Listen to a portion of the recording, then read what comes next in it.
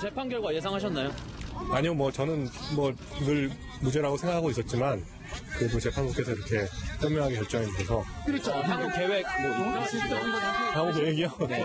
일단 아직 집사람이 와 있을 텐데 만나야 되는데. 네, 시각 한랭킹 세 번째 뒤잡힌 판결 강용석 석방으로 잡았습니다. 어제 서울구치소를 나서는 강용석 변호사의 이 모습 영상으로 보셨는데요. 지난해 10월이었습니다. 강용석 변호사가 이 자신과 불륜설이 불거졌던 이른바 도도맘 김미나 씨의 이 남편이 낸 소송을 취하시키려고 이 문서를 위조한 혐의로 1심에서는 징역 1년을 선고받고 법적 구속이 됐었죠. 네, 그런데 어제 열린 항소심에서 1심 판결을 뒤집고 무죄가 선고가 되면서 163일 만에 석방이 됐습니다. 1심과 2심 재판부의 판단. 어떤 점에서 이렇게 요즘에 뒤집히는 판결들이 굉장히 많은 것 같아요, 네. 변호사님. 일단 이 내용 자체는요, 2015년 1월에 김민아 씨의 남편이 강용석 씨를 상대로 이제 손해배상 청구를 해요. 예. 그러니까 불륜관계 있다는 걸 전제로 손해배상 청구하는데 3개월 있다가 소취하서가 접수가 됩니다. 그런데 그러면 소취하 접수가 됐는데 이게 정당히 접수가 된 것이 아니다. 그러니까 남편이 소취하를 해야 되는 거죠. 그렇죠. 동의를 한 적이 없다. 그렇게 문제가 제기해서 이제 고소를 하게 돼요. 그래서 수사를 하다 보니까 이건 강용석 씨, 김민아 씨가 짜고 그 조모 씨 남편이 조모 씨의 인감증명 유임장을 위조하고 그걸 근거로 소취하서를 만들어서 법정에 제출을 했기 때문에 이건 김민아 씨하고 강용석 씨가 공모해서 위조한 것이다. 이렇게 결론을 내리고 1심에서는 미필적 고의라는 걸 썼어요. 그래서 일단 김민아 씨가 법정에 나와서 증언을 하는데 남편도 허락받지 않았다. 그리고 강용석 씨하고 나오고 짜고 이렇게 한 것이라고 법정에서 증언을 하게 됩니다. 예. 그러니까 이 유조 부분에 대해서 증거는 김민아 씨의 법정 진술하고 수사기관 진술이 어떻게 보면 유일한 증거라고 할 수 있었어요. 예. 그래서 그 말을 신빙성이 있다고 보고 유죄 판결을 하면서 이제 법정 고소를 했거든요. 네. 그래서 그러면 아니 변호사가 이거 분명히 소취여서 동의 없이 제출이 되면 당연히 당사에 문제가 제기될 거 아니에요. 그러면 알죠, 더 큰 문제가 될 것임에도 불구하고 왜 그렇게 했을까에 대해서 의구심이 상당히 있었거든요. 근데 1심에서는 아마도 허락을 받지 않았을 거라는 것을 어렴풋이 알면서도 유죄한 게 맞다. 이걸 우리가 미필적 고의라고 합니다. 확정적인 아니지만. 그렇게 해서 1심에서 유죄 판결을 하면서 징역 1년 선고하고 법정 고소를 했는데 항소심에서 일단 중요한 부분은 첫 번째는 김민아 씨 진술을 좀 믿기가 어렵다는 거예요. 왜냐하면 신분증이나 이런 걸 가지고 된 경위가 처음에는 대충 얘기했는데 가면 갈수록 왜 가져오는 거 구체적으로 얘기하니까 일관성이 없다는 거고 그럼 여러 가지로 볼 때 신빙성이 없고 두 번째는 미필적 고의라도 있어야 하는데 변호사가 과연 이거 소취화를 의무대로 유조를 하면 문제가 더 커질 가능성이 큰데 이걸 변호사가 했을까 이제 그런 여러 가지를 참작해서 결과적으로 잘못이 있다. 그러니까 확인하지 않는 잘못이 있지만 이걸 고의성이 있다고 볼 수 없다 해서 결과 무죄를 판결한 거죠. 그러니까 결론적으로 다시 한번 정리해서 여쭤보면 강용석 변호사가 위조했다라는 걸 알았다라는 결정적인 증거나 증언이 없었다. 이렇게 봐도 되는 거예요? 유조는 이제 같이 작성을 했는데 조모 씨로부터 허락을 받았다는 것에 대한 어떤 고의성. 그러니까 지금 조모 씨가 소송 취하장을 써준 게 아니에요. 김민아 씨 남편. 그렇죠. 김민아 씨가 그 남편의 신분증을 가져온 거거든요. 인감도장하고. 그렇기 때문에 이건 허락을 받았구나 하고 써준 걸로 볼 수 있다는 거죠. 결론적으로 얘기하면. 그래서 허락을 안 받았는데 이걸 가져오는 과정에 있어서 김민아 씨가 함부로 가져와서 허락받지 않고 와서 소취와 마치 동의를 받은 것처럼 한 행동에 대해서는 그걸 강용석 씨는 당연히 허락받은 걸로 믿고 왔을 가능성이 크다 이렇게 본 거예요. 그러니까 보면 어제 재판부 판결 내용을 보면 법률 전문가인 강 변호사가 의심스러운 상황을 알고도 용인했다고 보기 어렵다. 그러니까는 이게 금방 들통날 걸 아는데 이거를 위조했겠냐 이런 식의 판결. 네, 맞아요. 그러니까 그 부분도 강용석 변호사가 1심에서 계속 주장했던 부분이에요. 아니 내가 변호사인데 미치지 않는 이상 이 소취와 동의 안 받고 왔는데 그걸 같이 써주고 제출하면 바로 당사자인 조모 씨가 문제를 삼고 고소할 가능성이 큼에도 불구하고 이렇게 위험한 짓을 했겠느냐. 그건 상식적으로 볼 때는 변호사로서 그런 일을 할 가능성이 없다. 이렇게 재판부에서는 판단을 한 거죠. 네. 사실 강용석 변호사와 또 도도만 김민아 씨는 이 같은 혐의로 각각 재판을 받았는데요. 강 변호사는 2심에서 이제 무죄 판결을 받은 거고, 이 김민아 씨는 지난 2016년 12월이었습니다. 1심에서 집행유예를 선고를 받았거든요. 유죄인데 집행유예를 받은 거예요. 네, 맞습니다. 당시 영상을 보고 다시 이야기 나눠보겠습니다. 재판부 결정에 대해서 한 말씀만 좀 해주시죠. 죄송하게 생각하고 있습니다. 가장 후회되는 점이 어떤 게 있으시죠? 죄송합니다. 네, 저희가 김민아 씨는 이번 이 강용석 변호사의 항소심 증인으로도 출석을 하기도 했는데요. 항소심 판결에 도도만 김민아 씨의 진술에 대한 신빙성이 부족하다는 부분이 작용했다는 분석이 나오고 있습니다. 변호사님, 사실 뭐 김민아 씨의 증언도 있고 어떻게 보면은 김민아 씨, 도도맘은 유죄가 나왔고 강용석 변호사는 2심에서 이제 무죄가 나온 거잖아요. 네. 그럼 이제 끝난 건가요?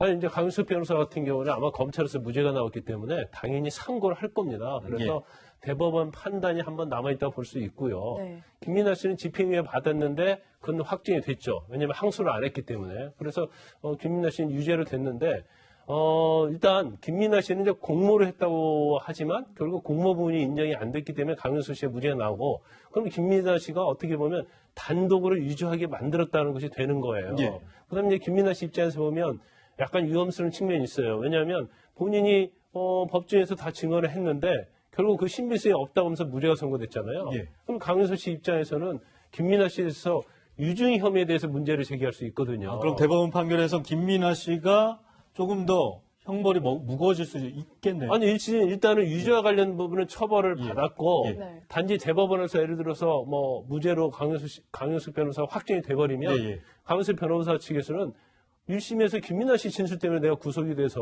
그럼 다른 소송을 할 수 있다? 그렇죠. 유증죄는 이건 별개예요. 그래서 1심 법정에서 증언한 게 유증이다 해서 고소를 하게 되면 결국 김민아 씨의 유증 문제로 또 김민아 씨의 처벌 가능성도 이제 완전히 배제할 수 없는 겁니다. 네. 교수님 보면은 사실 항소심 재판에서 보면 이 강 변호사 측에서 김민아 씨한테 사실 공격적 발언을 했던 것도 좀 기억이 나요. 뭐 예를 들면 소송 취하를 위한 증인 스스로의 뭐 절실한 사정이 있지 않았냐 등의 좀 공격적인 발언을 계속 했었잖아요. 맞습니다. 강용석 씨가 이제 김민아 씨를 상대로 한 이야기였었는데, 이거는 그러니까 김민아 씨는 강용석 변호사가 사전에 자기한테 시켜서 자기는 같이 범행을 저지른 거라는 이야기였었고, 강용석 씨는 자기는 김민아한테 속았다, 난 진짜로 몰랐다라는 주장이었었는데, 이제 김민아 씨가 거짓말을 하고 있다라는 것을 좀 강조하기 위해서 이제 강용석 씨가 한 얘기입니다. 그 김민아 씨 스스로 소를 취하하기 위해 절실한 사정이 있었다. 그러면서 앞에 한 얘기가, 당신 나를 만나고 있던 사이에도 어떤 증권사 임원을 동시에 만나고 있지 않는다는 이 항소심 재판에서 이런 얘기를 했다는 거죠? 이런 이야기를 한 것이고, 당연히 김민아 씨 측에서는 이거와 상관없는 내용을 왜 자꾸 묻냐라고 항의를 했고, 재판부에서도 이게 사건과 무슨 상관이냐고 제지를 하기는 했어요. 그런데 아까 김광세 변호사님 말씀하신 그거랑 좀 연관시킬 수가 있을 수 있는데, 강용석 씨는 계속 도도맘 김민아 씨의 말 자체에 신뢰를 잃게 하려는 의도로 이런 이야기를 함께 했다고 볼 수가 있고, 물론 그 당시 상황에 절실했던 건 김민아 씨니까 김민아 씨 혼자 이런 일을 벌여놓고 이제 와서 나랑 공부한다고 거짓말을 하고 있다라는 큰 취지에서도 필요한 이야기일 수도 있지만, 어쨌든 그 당시 사건에서는 저 얘기를 왜 하지 하는, 게다가 지금 사적인 얘기잖아요. 그렇죠. 한 여성이 그렇잖아요. 남편이 있으면서 강용석 씨가 불륜을 저질렀다라는 의혹을 받고 있었는데 또 다른 남성과 만나고 또 제3자가 있었다라는 거는 굉장히 도도만 김민아 씨에게는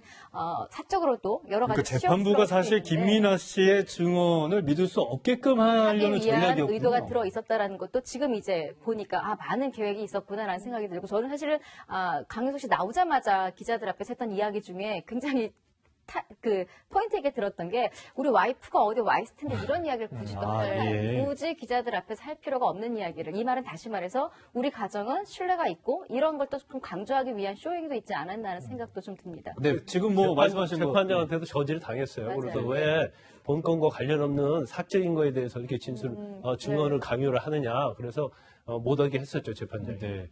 뭐 강용석 변호사가 어제 이제 석방이 되면서 여러 가지 말을 했는데, 장희영 교수님 얘기도 좀 있었습니다. 이 집사람 막 참는 모습도 있었는데요. 그 모습 잠깐 보시죠. 그동안 6개월간의 수감 생활을 통해서 많은 걸 배우고 느꼈습니다.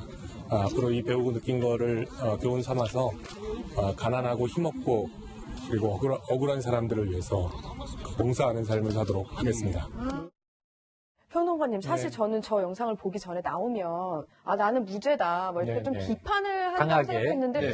의외로 굉장히 낮은 자세로 네네. 뭔가 반성하는 걸 많이 보여요. 그러니까 저는 일단은 본인은 무죄라고 1심부터 2심까지 주장을 해왔고, 예. 근데 1심은 법정 구속이 돼서 지금 163일을 오게 있었던 거 아닙니까? 네. 그런데 2심에서 무죄가 돼서 본인의 입장에서 생각을 해보면, 자, 이제는 진실이 드러났다. 그리고 이제 집에 가게 됐는데 163일 동안 구속 생활을 한 거잖아요. 예. 얼마나 억울하겠어요? 화를 낼 만도 한데, 저는 163일이 굉장히 강은숙 변호사에게 네. 개인적 인생의 측면에서는 의미 있는 시간이 됐을 수도 있겠다. 그러니까 왜냐하면 지금 이 독방을 권했는데 워낙 유명인이라. 그러니까 우리가 변호사라고 지금 이야기하지만 사실 저 사건이 터지던 당시에는 유명 방송인이었습니다. 또 한편 정치인이기도 했습니다. 네. 대권까지 노리는 유명 방송 프로그램에 나와서 나 대권 나간다는 얘기도 공공연히 했었거든요. 예. 국회의원을 한번 지내기도 했고요. 그러니까 정치인이면서 방송인이면서 변호사였던 인물이죠. 예. 그래서 세간에 화제가 됐던 건데 나오면서 저렇게 힘없고 이 약한 사회적 약자들을 위해서 봉사하는 삶을 살겠다. 그게 법률적인 의미든 정치적인 의미든 또는 뭐 어떤 인플루언서라고 하죠. 요즘엔 사회적 영향력이 예. 있는 인물로서든 그런 걸 봤을 때는 좀 정말 많이 자숙하고 겸손해진 측면이 분명히 있다라는 모습이 엿보이거든요. 네, 그런데 정말 이렇게 살지는 지켜봐야 되겠죠. 그런데 이제 저희가 얼마 전에도 이제 보도를 해드린 기억이 나는데 3월 8일 항소심 공판에서 강용석 변호사가 이렇게 얘기를 했습니다. 4개월 동안 구금이라는 마지막 밑바닥까지 가서 그동안의 인생에 대해서 다시 돌아보는 계기가 됐다. 앞으로 낮은 자세로 사회에 드러나지 않고 조용히 살아야겠다고 생각을 했다. 네. 그런데 말이죠. 그런데 어제 석방된 강용석 변호사는 네. 유튜브 방송에 출연을 했습니다. 그 영상 잠시 보시고 이야기를 계속해서 나눠보도록 하겠습니다. 맞습니다. 축하드립니다. 네, 지금 저게 강용석 변호사가 먹는 게 바로 흰 두부네요. 네, 두부죠. 이게 뭐 교도소 나오게 되면 저렇게 두부를 먹는 게 습이 있는데 있죠. 왜 두부를 먹는 자, 거예요? 이제 보시면은 지금 저기 유튜브 방송인데 원래 강용석 변호사가 만든 유튜브예요. 아, 그래요? 예, 그동안 MBC 이제- 전 기자였던 김모 씨하고 같이 예. 둘이 만들어서 가로세로 연구소. 그래서 사실은 법정 구속이 갑자기 일어났는데 법정 구속되기 직전까지 뭘 하고 있었냐면 김부선 씨 변호를 맡고 있었잖아요. 네. 저 유튜브가 김부선 씨가 출연해서 이런저런 이야기들을 또 만들어내기도 했던 그 유튜브입니다. 김부선 씨 변호는 다시 그럼 맞는 건가요? 그건 저희가 아직은 알 수 없죠. 예. 그런데 조용히 살겠다는 의미가 어디서 어디까지인지 우리가 이제 지켜보면 알 수 있을 텐데. 근데 이제 어쨌든 아까 말씀하셨던 항소심에서의 본인이 이야기한 진술도 있고 네. 또 나오면서 겸손한 이제 모습을 보이기도 했고. 그런데 유튜브에 바로 나가서 본인이 만든 유튜브니까 그럴 수는 있겠습니다만 네. 저렇게 또 축하해주는 지인들이 있잖아요. 두부를 먹는 모습을 연출한 것은 네. 그 말에 부응하는 것인가 아닌가 지금 세간에 또 논란이 뜨거워지고 있습니다. 어쨌든 무죄를 받은 거는 주변에서 뭐 축하할 일이고요. 네. 억울했던 부분도 분명히 있을 거라고 음. 강 변호사 입장에서 생각이 드는데 그런데 김 변호사님, 강 변호사가 구치소에서 여러 재소자들 법률 상담을 해줬다는 얘기가 좀 있더라고요. 이거는 문제는 없는 건가요? 문제는 없죠. 일단 강용석 변호사가 이제 변호사 신분을 그대로 유지하고 있어요. 왜냐하면 네. 무죄 추정의 원칙에 의해서.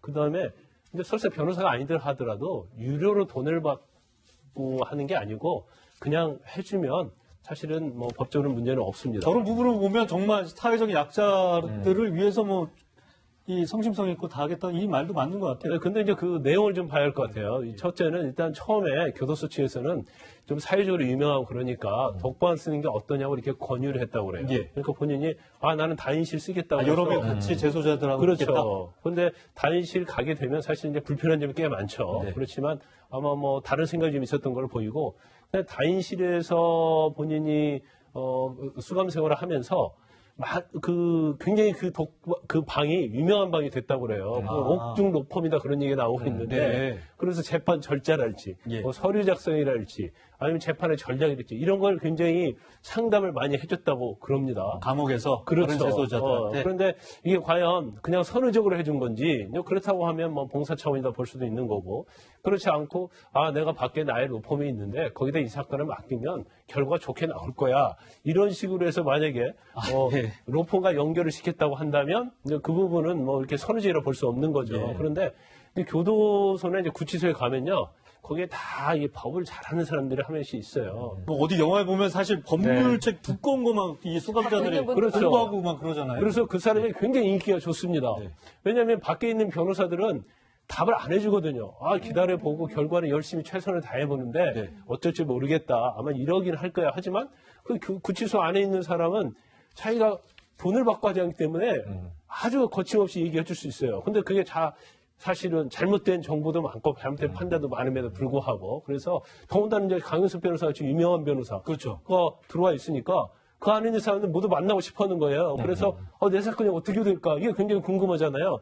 그러다 보니까 구치소 안에서도 굉장히 인기가 있었던 것으로 보입니다. 네, 알겠습니다. 뭐 강영석 변호사 앞으로 이제 사회에서 과연 어떤 활동들 적극적으로 또 펼쳐갈지 주목이 되고 있습니다.